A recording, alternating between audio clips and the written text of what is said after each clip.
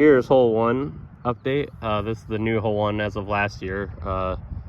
It didn't exist before last year. Here's the 1 tee. There's only 1 tee here instead of 2 tees. There was a junior tee up there. Pretty tough tee shot. You have to basically hit that gap over there. There's a cone where the short pin is. I don't know if you can really see it. It's past that tree with the white flowers on it. Well, kind of far past that, but just for reference. From here, you want to get down there. It's par 4. Try to get up there and then get past that Mando on the left side so that you're not throwing over hole 2's tee. Here are the distances for newer hole 1. Here's the cone for the short basket. And then the Mando is up there where that stake is on the tree, and then the basket's back there. So that's the long position, and then this cone is a short position. And then the tee is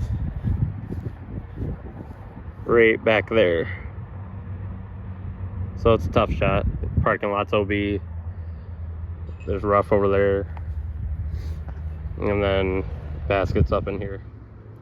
Here's the drop zone for the Mando for hole 1. And then this is a wall to prevent you from throwing over the tee of hole 2. And the basket's right there. And then that's the basket for 19. Kind of the fairway old 10 over there, but this is new hole 1 and the drop zone. And then there's a little kind of brick thing here, something signifying where the drop zone is. Tough little kind of circle 2 putt, but yeah, it's just if you miss the Mando, that's what that drop zone's for. Northridge update video. Just here's a video of some of the stuff cleared out on the left side of the fairway on 4. Opens up the line for the lefty a little bit. Here's another update video from Northridge. Hole 6. Basket's still in the same position, but you got this little shelf to land on that'll keep you from rolling into the hazard. Some boulders here, so it creates a little edge there. If you roll, it should prevent you from rolling, but if it does roll over that, the hazard is about 2 to 3 times as big as it was before, and it's marked by this white rock right here. It was pretty much where that mulch area is right there, but now it's this.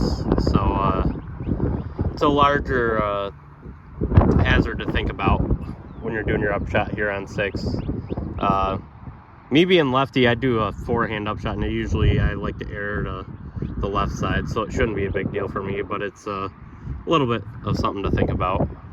Just a new lengthened hazard here on hole 6. Here we're at hole 18, drop zone, 207 feet. We're next to the basketball hoop thing. It's kind of a hard lefty shot. If I come in with a hyzer, it's gonna skip towards the end of the peninsula there and almost to the out of bounds. So either need to do a skip shot, sidearm, or need to keep it tighter to that wooded section and then have it fade in. But this is for tee shots, I'm pretty sure, not up shots that go OB, but just tee shots from the long end short tee, which is back there. And I think ones that'll go OB over the path too.